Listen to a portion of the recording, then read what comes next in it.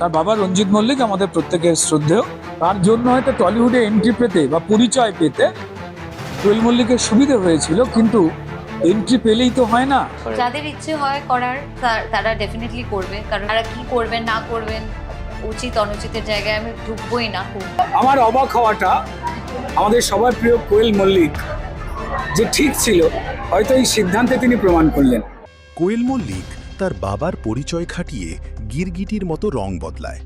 যখন সিনেমাতে আসে তখন বাবা রঞ্জিত মল্লিকের পরিচয় খাটিয়ে নায়িকা হয়ে যায়। কিন্তু রাজনীতি তো আর এত সহজ না। তৃণমূল টাকার লোভ দেখায়, আর সেই টাকার লোভে রঞ্জিত মল্লিক তার মেয়ে কোয়েলকে রাজনীতির মাঠে নামিয়ে দেয়। তিনি কেন এই সিদ্ধান্ত নিলেন? ঈশ্বর তাকে সবটা দিয়েছেন, তার নতুন করে জীবনের থেকে পাওয়ার কিছুই নেই। তাও আবার চোরদের দলে।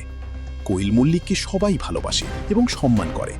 তার বাবাকেও আমরা অনেক সম্মান করি, কিন্তু তাড়াতাড়ি বোকামিটা কোনোভাবেই মেনে নিতে পারছি না। আসলে বোকামি বললেও ভুল হবে, তাদের লোভ বেশি হয়ে গেছে। কোয়েলের জীবনে তো আর পাওয়ার কিছু নেই, তাহলে কেন চুরি করতে আসলো? এভাবে কোয়েল মল্লিককে ধরিয়ে দিল রুদ্রনীল ঘোষ। অবশ্য পরে কোয়েল মল্লিকের ইস্তফার খবর পেয়ে কোয়েলের উদ্দেশ্যে রুদ্রনীল বলেন, কোয়েল মল্লিক যে ভুল করেননি সেটা তিনি প্রমাণ করে দিলেন। আশা করছি তিনি বিজেপিতে আসবেন। তো কোয়েলকে নিয়ে রুদ্রনীলের মন্তব্য আপনার কাছে কতটা সঠিক মনে হয়েছে অবশ্যই কমেন্ট করে জানাবেন। তো ওর মধ্যেও সেই কখনো ওই ব্যাপারটা ছিল না।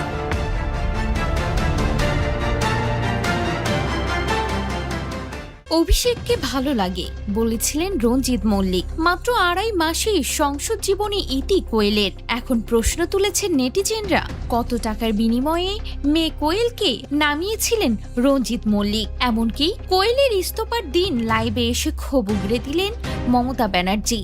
দেখলাম আর একজন এমপি, চলচ্চিত্র শিল্পী, ভালো শিল্পী, তাকে আমি সম্মান করি, তিনি গেছেন বিজেপির কোনো একটা নেতার সাথে মিটিং করে রিজাইন করতে। অভিষেক ব্যানার্জিকে দেখা গিয়েছিল রঞ্জিত মল্লিকের বাড়িতে। প্রশ্ন উঠেছে, কত টাকার বিনিময়ে বিক্রি হয়েছিল কোয়েল মল্লিক? তবে কি সব টাকাই বৃথা গেল তৃণমূলের? রঞ্জিত মল্লিক বলেছিলেন, অভিষেককে আমার খুব ভালো লাগে, কিন্তু মাত্র 2.5 মাসেই সংসদ জীবনে ইতি কোয়েলের। তৃণমূলের মুষল পর্ব।